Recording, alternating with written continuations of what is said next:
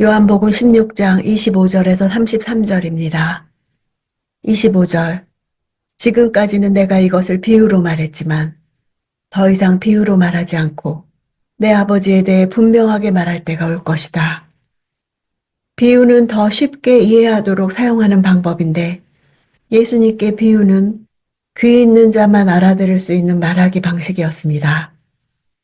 사도행전에서 부활과 승천을 경험한 제자들은 예수님이 구주와 왕이신 것을 담대하게 밝히 선포합니다. 그들이 그렇게 할 수 있었던 것은 성령을 통해 말씀을 듣고 성부 하나님에 대해 온전히 이해했기 때문입니다. 26절. 그날에는 너희가 내 이름으로 아버지께 구할 것이다. 내가 너희를 위해 아버지께 구하겠다는 말이 아니다. 구하다 동사가 두 번 나오는데 각각 다른 단어입니다. 예수께서 아버지께 구하는 것을 나타낼 때에는 에로타오, 이 동사는 대개 당사자들 간에 밀접한 관계가 있는 곳에 사용됩니다. 예수님과 하나님 사이, 예수님과 제자들 사이에 사용됩니다. 친밀하게 이야기를 나눈다는 뜻이 있습니다.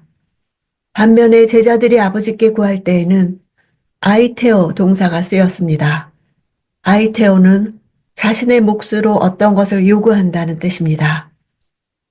다소 딱딱하고 공식적인 의미가 있습니다. 성도인 우리는 언제든지 아버지께 무엇을 직접 구할 수 있으며 이와 같은 우리의 아이테오 요구에 대해 하나님께서 응답하신다는 공식적인 약속을 나타내기 위해 이 단어가 사용되었습니다.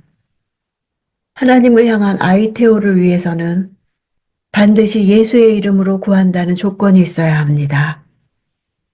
성령이 임하시기 전에는 예수께서 제자들을 위해 기도하셨습니다. 하지만 성령께서 임재하신 이후에는 제자들이 하나님께 직접 나아가 기도할 수 있게 된 것입니다. 그들은 담대히 아버지 하나님께 나아가 아버지라 부르면서 기도할 수 있게 됩니다. 27절. 아버지께서는 너희를 친히 사랑하신다. 아버지께서 너희를 친히 사랑하시는 것은 너희가 나를 사랑했고 내가 아버지께로부터 왔음을 믿었기 때문이다. 제자들이 하나님께 예수의 이름으로 자신의 필요를 직접 구할 수 있는 이유가 언급되고 있습니다. 그들은 두 가지 이유로 아버지의 사랑을 받을 수 있게 되었습니다. 첫째는 예수님을 사랑하는 것이고 둘째는 예수님을 믿은 것입니다. 예수에 대한 사랑과 믿음이 하나님의 사랑받는 자가 되는 필수 조건입니다. 하나님께서는 예수를 거부하는 이들은 단 한 사람도 용납하지 않으십니다. 유대 종교 지도자들의 비극이 바로 여기에 있습니다. 그들은 자신들만이 선택받은 하나님의 백성으로서 하나님의 사랑을 받고 약속에 참여할 자들이라고 믿었지만 사실은 전혀 달랐습니다.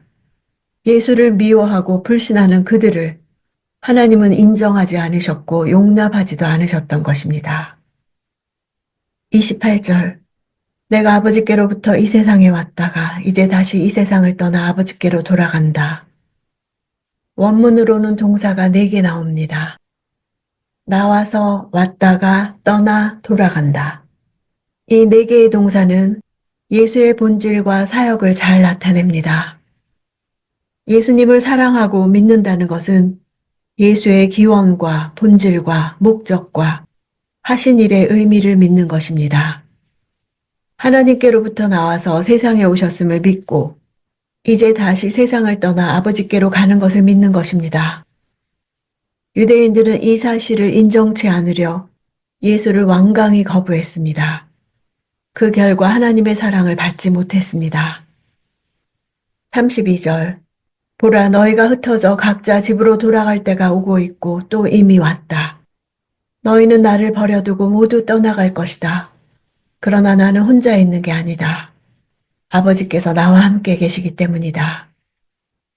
그들은 십자가 앞에서 각각 흩어질 것입니다. 마지막까지 예수님이 하나님의 아들이시라고 믿은 사람은 없었습니다. 우리의 고백은 십자가 앞에서 진실성이 밝혀질 것입니다. 우리의 삶은 십자가 앞에서만 온전함이 입증될 것입니다. 주님은 십자가 이전에 그만한 이해와 믿음을 제자들에게 요구하시지는 않았습니다. 제자들의 흩어짐은 스가랴 13장 7절의 예언을 성취하는 것입니다.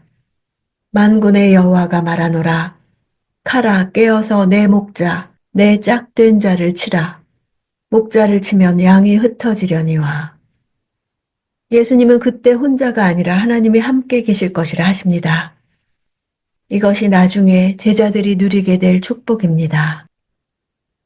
33절 내가 너희에게 이런 것들을 말하는 것은 너희가 내 안에서 평안을 누리게 하려는 것이다.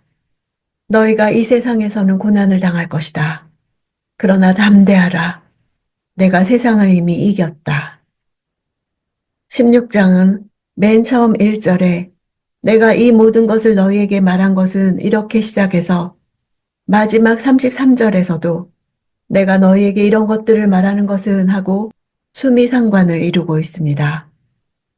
예수님이 미리 미래에 일어날 일들에 대해 말씀해 주시는 것은 제자들이 믿음에서 넘어지지 않기를, 평안을 누리기를 원하셔서입니다. 예수님의 말씀을 기억할 때 마음의 동요를 일으키는 상황 속에서도 넘어지지 않고 평안을 누리기를 원하신 것입니다.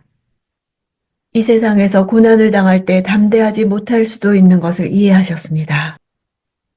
이미 이겼다고 완료 시제를 쓰신 것은 십자가의 죽음과 부활을 통한 어둠의 권세에 대한 승리가 너무도 명백한 사실이기 때문입니다.